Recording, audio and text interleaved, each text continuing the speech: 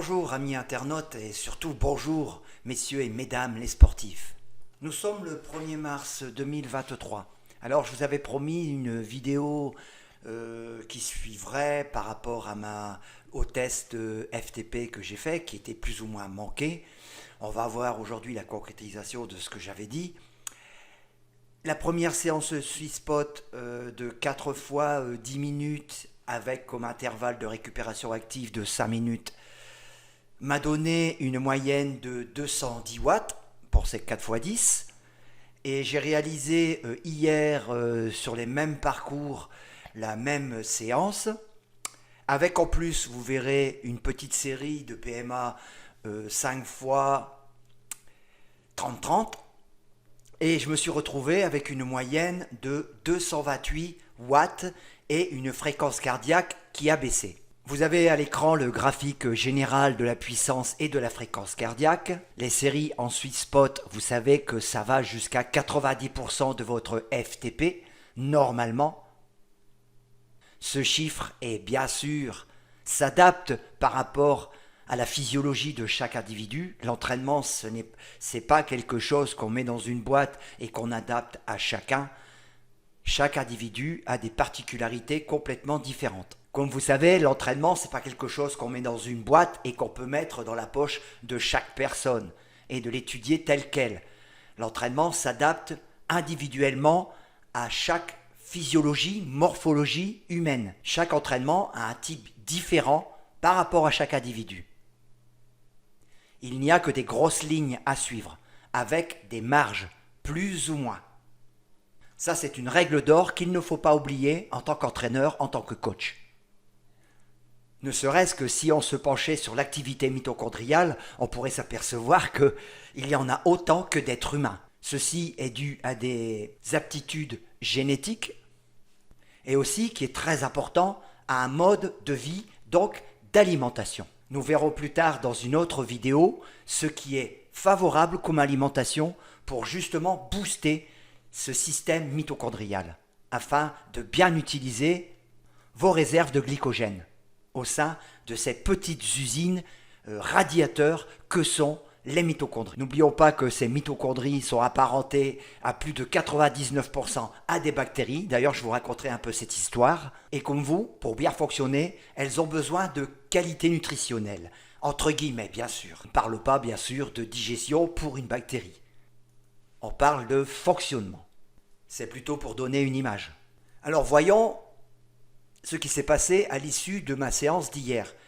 Vous avez vu que par rapport à Garmin, qui est quand même tout de même une référence, car si on peut s'apercevoir de ce que disent beaucoup de sportifs qui vont faire des tests VO2 max en laboratoire et ce qu'ils ont affiché sur leur Garmin, ils disent qu'il y a une toute petite marge d'erreur. Donc le chiffre indiqué productif dans la case productive comme vous avez à l'écran par rapport à votre Garmin est très fiable tout de même. J'ai eu une augmentation sur la semaine de 1 point. J'étais à 48, là je suis à 49 avec une augmentation. On va voir les séances. Donc je vous signale que bon, pour 50 de VO2 max à 67 ans, je suis quand même dans la catégorie des privilégiés. Il faut le savoir, ce qu'on appelle les 3 à 5% de privilégiés. Maintenant, pour me rabaisser, si je prends en référence la VO2 max réelle que j'avais lorsque j'étais en pleine compétition à 16-17 ans, j'avais 76. Donc vous voyez, j'ai perdu beaucoup. Bon, pourquoi aussi, regardez ce que me marque le Garmin, et il a raison, manque d'anaérobie. Ça fait des années que je n'ai pas fait d'anaérobie, pardon. Donc si vous voulez, d'efforts en poussant ces retranchements jusqu'à épuisement de la capacité d'oxygène pour aller au-delà de cette limite, pour atteindre la VO2 max. Donc en utilisant les filières lactiques et de fermentation. Dans ce cycle de Krebs, qu'on reparlera au fait de ce cycle de Krebs, bon, qu'on a étudié quand on passe les diplômes d'éducateur sportif, on étudie vraiment à fond ce cycle de Krebs, qui est très important et c'est très bien d'ailleurs. On ne peut pas être entraîneur si on ne connaît pas ce cycle de Krebs. Mais pas que aussi, mais pas que. Donc logiquement, est-ce que cette VO2 max va encore monter? Bon, je le pense sincèrement, car je suis qu'à la deuxième séance d'intensité. Et je ne suis pas en intensité maximale pour le moment. Voyons voir ce que j'ai fait hier sur la séance. Donc voilà, donc environ 52 km pour une séance de fractionné, comme on appelait avant bien sûr, mais le terme est toujours valable aujourd'hui. Hein. Peu importe la vitesse, parce qu'il y a les temps de récupération, bien sûr, c'est pas une compétition. J'ai utilisé le même circuit que la fois dernière, qui est très, très près de chez moi, donc environ 900 mètres d'ascension totale de D+. Voici le schéma, ce qui représente 1, 2, 3, 4, 5 montées en définitive. Le travail se fait à l'intérieur, ce qui veut dire aller-retour, aller-retour. Bon, il y a très peu de voitures, donc je peux le faire très facilement. Alors on va passer directement sur l'indice de condition physique. Alors le Garmin m'indique une condition physique qui s'améliore au fil que je fais du fractionné, que je fais de l'intensité, à un point où j'étais à plus 6 et je suis rentré chez moi avec plus 5. Donc qu'est-ce que je peux en penser? Oui, effectivement, je suis rentré chez moi, j'avais aucun indice de fatigue. Si je pouvais me donner une note sur 10 de cette fatigue, je noterais 5 sur 10. La cadence de pédalage avec une moyenne de 80, autour de 80, 81, 82 tours par minute, qui est pour moi très bon. Alors pourquoi ai-je fait une série de PMA à l'issue, après 15 minutes de repos actif, une série de 5 fois 30-30, parce que je me sentais vraiment très bien. Ce qui veut dire que, sincèrement, après la 4e série de 10 minutes en sweet spot, j'aurais pu en refaire 2. Donc j'aurais pu monter directement à 1 heure de sweet spot. C'est ce que je vais faire dans l'avenir. Je ne vais pas augmenter le temps. Je vais garder 10 minutes. Ce que je vais faire, c'est ce que je faisais auparavant et qui a très bien marché sur moi. Et ça va en étonner plus d'un. Je ne vais pas jouer sur le temps de travail, je vais jouer justement sur le temps de repos. Et vous comprenez que j'adopte une réflexion logique, car plus je vais raccourcir ce repos, plus je vais m'approcher de la réalité de faire 1 heure sans m'arrêter.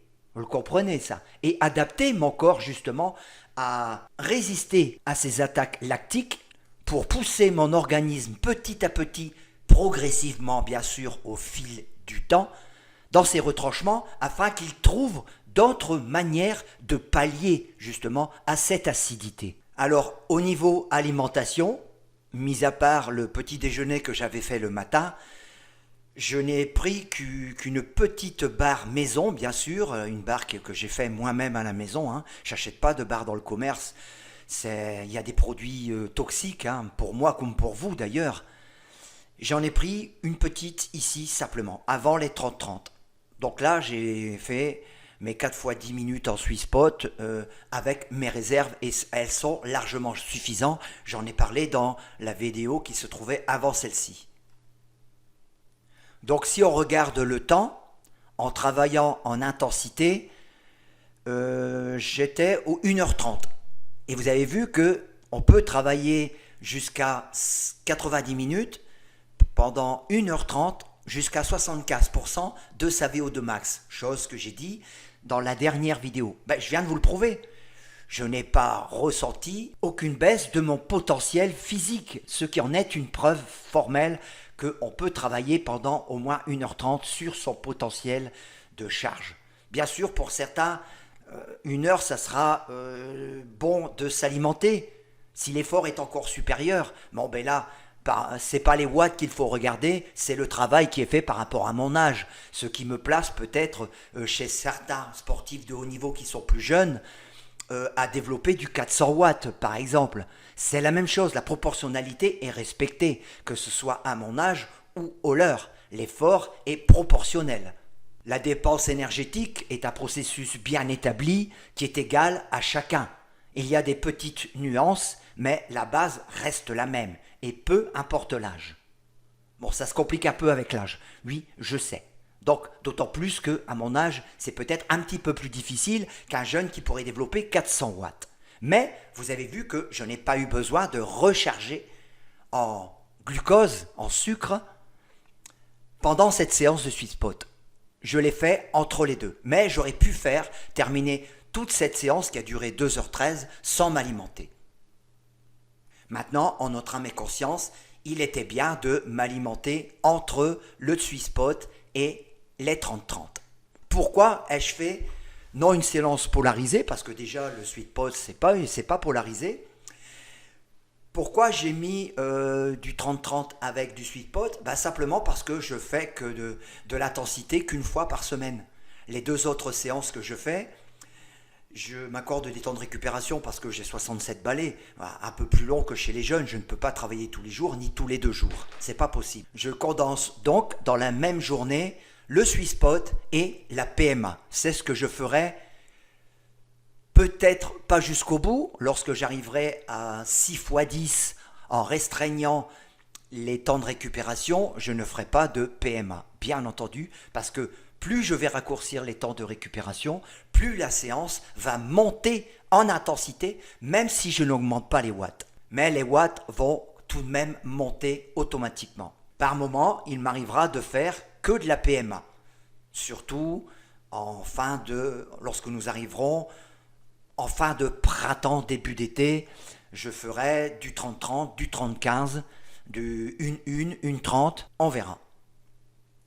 Le travail d'entraînement, de préparation a toujours été et restera toujours un travail de masse hors saison. Et plus vous avancez dans la saison active, par exemple de compétition pour les plus jeunes, plus vous travaillez en qualité en approchant cette saison.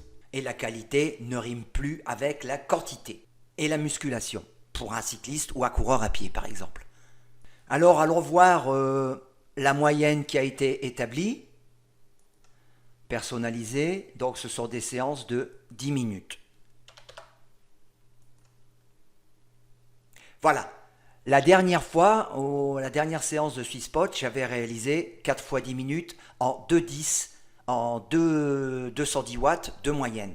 Cette fois-ci, j'ai réalisé ces 4 séances de 10 minutes en 228 watts, ce qui fait une augmentation qui est conséquente de 18 watts. Et comme je vous ai dit, vous l'avez vu, l'indice de forme est excellent à l'issue de ces 4 fois 10 minutes. Je vais maintenant superposer la fréquence cardiaque. Alors, on s'aperçoit que l'intensité était plus forte au niveau des watts. Par contre, la fréquence cardiaque est inférieure à la première séance qui, elle, était inférieure en watts. C'est le paradoxe. Il y a une différence de 2 à 3 pulsations dans la moyenne des 10 minutes de chaque série. Donc, de pulsations en moins. Ce qui veut dire que mon cœur ne gêne en rien la progression. Ce qui veut dire dans cette analyse aussi que mon cœur est en attente de plus de watts, donc de plus d'intensité dans l'avenir. Je vous rappelle que je monte au moins jusqu'à 174-175 pulsations sur un sprint, après effort. Maintenant, est-ce qu'on peut comparer? Je vous ai expliqué que j'ai démarré le sport à l'âge de 8 ans, mon entraîneur pendant 5 ou 6 ans a fait grossir mon cœur pour avoir de grosses cavités intérieures et qu'ensuite il l'a musclé avec le fractionné. Donc dans la clinique de l'INSEP, de l'Institut National des Sports, on a trouvé que j'avais un cœur logiquement hypertrophié, donc d'origine connue. Ce qui me donne un diastole-systole très puissant qui permet de faire gicler le sang dans les moindres petits capillaires. Les battements cardiaques sont actuellement, encore hier, de 40 pulsations le matin, jusqu'en plein effort, actuellement à 175. Mais avant, je montais jusqu'à 220 quand j'étais jeune, et je descendais à 30-32 pulsations le matin. Donc voyez, ce qu'on ne tient pas en compte dans les entraînements, et qui reste plutôt scientifique, c'est la quantité de sang expulsé. Si vous avez une quantité de sang supérieure à la moyenne qui est expulsée dans tous vos vaisseaux, votre corps n'a pas besoin de monter dans les pulsations pour subvenir à ses besoins. Le corps calcule la puissance, donc le battement, pour irriguer tous vos muscles squelettiques, surtout pendant l'effort. Donc, à quoi bon monter dans les tours si ça ne le justifie pas? Ceci est aussi donc une question de volume sanguin éjecté à chaque battement. Bon, maintenant, l'hypertrophie du cœur calculée, parce qu'il existe l'hypertrophie maladive, là, bon, les pauvres, c'est une maladie, donc là, mon cas, c'est connu, hein, c'est le sport. Ça se fait à l'âge de 8 ans, comme je l'ai fait moi. Ensuite, quand on est adulte, il est trop tard, hein, c'est trop tard. Le cœur est complètement formé, il ne grossit plus, tandis que lorsque vous êtes enfant, si vous faites du sport, comme je le faisais à cette époque quasiment tous les jours, le cœur a pu grossir, un peu plus que la normale, et ensuite il a été musclé intelligemment. Conclusion, l'interprétation de mes pulsations cardiaques ne peuvent pas être prises dans une boîte, elles non plus. Elles sont propres à moi-même et ne reflètent pas une moyenne, surtout pas. Ne pas faire rentrer par exemple mon cas dans une case moyenne. D'ailleurs, vous en avez une preuve par rapport à la séance que j'ai faite de SweetSpot il y a une semaine et la séance que j'ai faite hier. Vous avez vu que les pulsations cardiaques ont baissé et les watts ont monté. Et une montée de 18 watts en une semaine, vous comprenez très bien que normalement, ça fait quand même exploser les pulsations cardiaques, ce qui n'est pas le cas.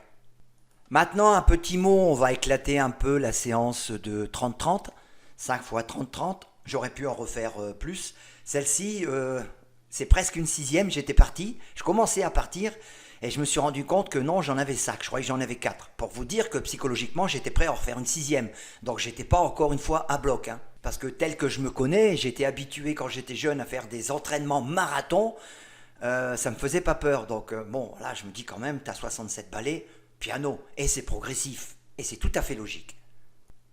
Alors qu'est-ce qu'on peut dire tout de suite? Qu'elles sont irrégulières dans les watts, parce que, bon, je suis en extérieur, je ne suis pas sur Home Trainer. Sur Home Trainer, vous pouvez être régulier comme vous voulez, comme un robot d'ailleurs. Le cyclisme normal, c'est sur la route. Il y a des virages, il y a des petites montées, il y a des grosses montées, il y a aussi des petites descentes, c'est vallonné. Même sur 30-30. Donc vous avez des passages de vitesse. Et les passages de vitesse, ça vous fait tout de suite perdre un petit peu de watts. Ça ne peut pas être régulier complet. Donc je devais les faire par rapport à, elles étaient programmées quand même, entre 290 et 300 watts. Et bien sûr, j'étais nettement au-dessus. On voit que la première, j'étais parti sur du 450, 470 watts. Et donc 8,20 kilowatts par kilo. J'ai tout de suite redescendu parce que j'ai dit non là ça va pas, je ne vais pas partir là-dessus. Et je suis resté, étant donné que je voyais que j'étais assez facile, sur une moyenne de 338 watts on va dire. Voilà, donc je vous affiche la moyenne. Ah, j'ai marqué 28 secondes, bon c'est pareil. 359 watts de moyenne que j'ai faite. Oui. Et normalement je devais faire des séries de PMA à 290 300 watts par rapport à la FTP que j'avais faite. Donc cette FTP, elle est complètement à recommencer.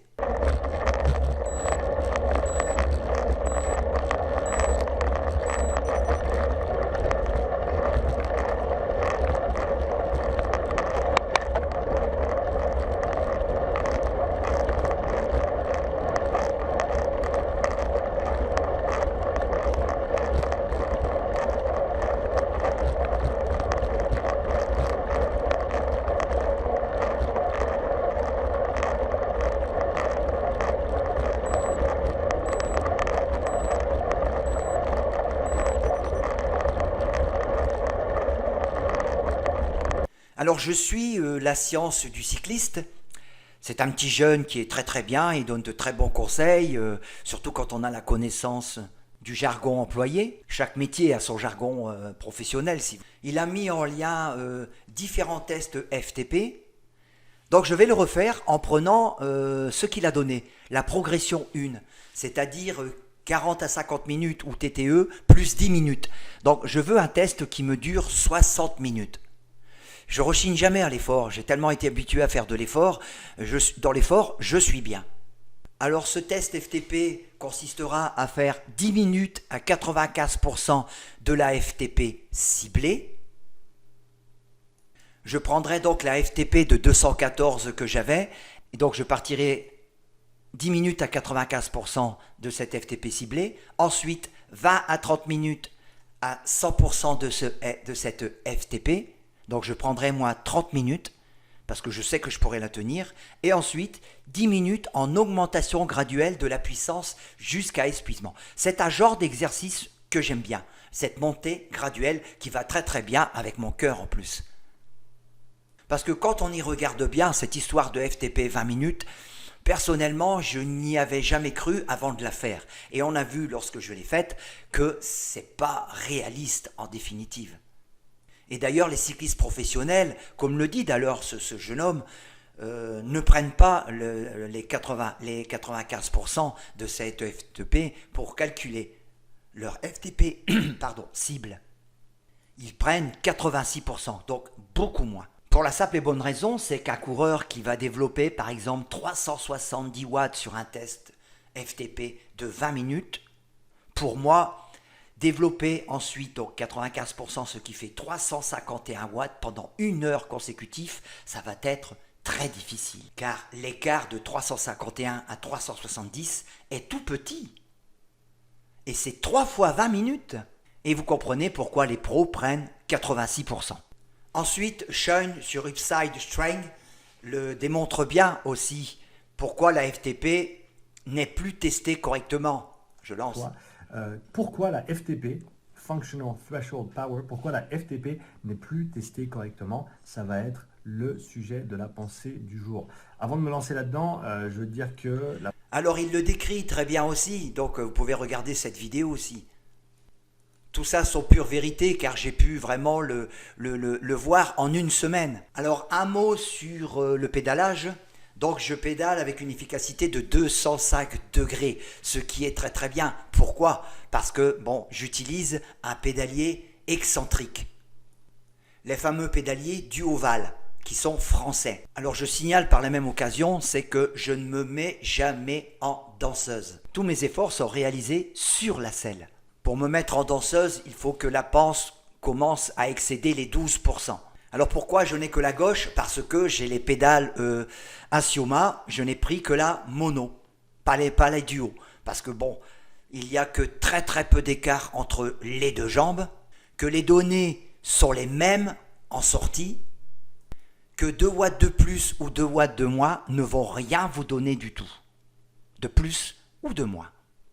Par contre, quand il faudra changer la pile, qu'on ne peut pas parce qu'elle est fixée à l'intérieur de l'axe avec de la résine, elle ne se change pas cette pile, et toutes les piles s'usent, bien entendu, que ce soit des voitures électriques ou votre portable, etc.